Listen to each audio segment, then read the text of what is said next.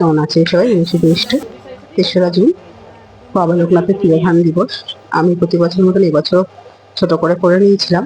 আর এই দিনই আমি যজ্ঞ করে নিই ঠাকুরের সামনে, তাই ঠাকুরমশাই এসে গেছেন, যজ্ঞের সব রেডি। আমি যজ্ঞ করে নিচ্ছি সুন্দরভাবে নিষ্ঠা বলে।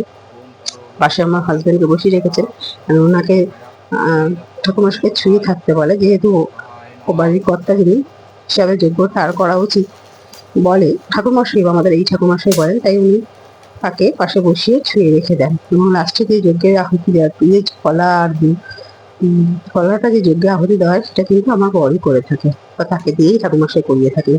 উনি নিজে করেন না, ওনাকে দিয়েই করিয়ে থাকেন।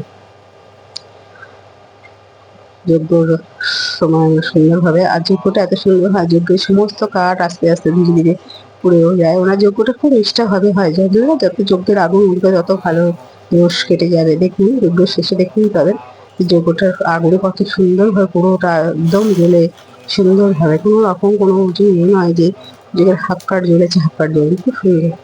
যাই হোক, আপনাদের সাথে ভিডিওটিও শেয়ার করতে পেরে খুব ভালো লাগলো। বাড়ির বিভিন্ন ছোট ছোট জিনিস শেয়ার করি ফেসবুকে।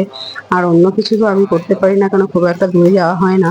বন্ধুরা আমার পাশে থাকবেন, আমার ভিডিওটি যদি ভালো লাগে অবশ্যই লাইক করবেন, কমেন্টস করবেন, শেয়ার করে দেবেন, আর একটু সাবস্ক্রাইবও করে দেবেন। আপনাদের আশীর্বাদ বা আপনাদের পাশে না নিয়ে তো এগিয়ে যাওয়া সম্ভব না। আপনারা পাশে না থাকলে যেতেও পারবো না। তাই পাশে থাকবেন, পুরো ভিডিওটি দেখার অনুরোধ রইল, পুরো ভিডিওটিও দেখবেন। আর যদি কোনো রকম কোনো কমেন্টস করার থাকে বা ঠিকঠাক হলো, বা আপনারাও যে আপনাদের বাড়ি যদি কোনো রকম নিয়ম থাকে, আমি তো এই নিয়মে করে দেখি। দেখবেন আগুনটা কি সুন্দর চারিদিক দিয়ে জ্বলছে। দেখুন আমার যজ্ঞ করার এটাই আলাদা। যজ্ঞ শেষে সবাই আহুতি দিয়ে নিচ্ছে, সবাইকে দিয়ে আহুতি দেওয়া, যারা যারা উপোস করে অঞ্জলি দেয় সবাই যজ্ঞে আহুতি দেবে, ওনার এটাই নিয়ম। আমি নাইটি করে আজকে দিয়ে দিলাম, শাড়ি পরতে আর পারলাম না, এত সময় অভাব, এত কিছু করে উঠতে।